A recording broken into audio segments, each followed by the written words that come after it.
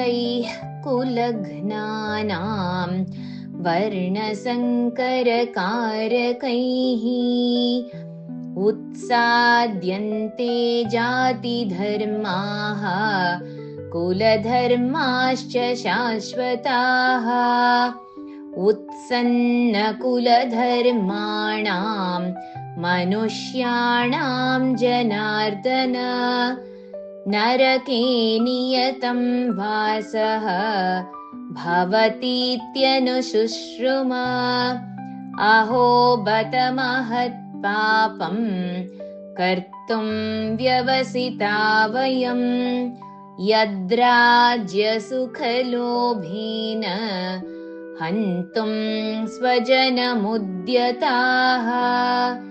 यदि मामप्रतीकारम् अशस्त्रं शस्त्रपाणयः धार्तराष्ट्रारणे हन्युः तन्मे क्षेमतरं भवेत्। सञ्जय उवाच एवमुक्त्वार्जुनः सङ्ख्ये रथोपस्थ उपाविशत् विसृज्य सशरं चापं शोकसंविघ्नमानसः।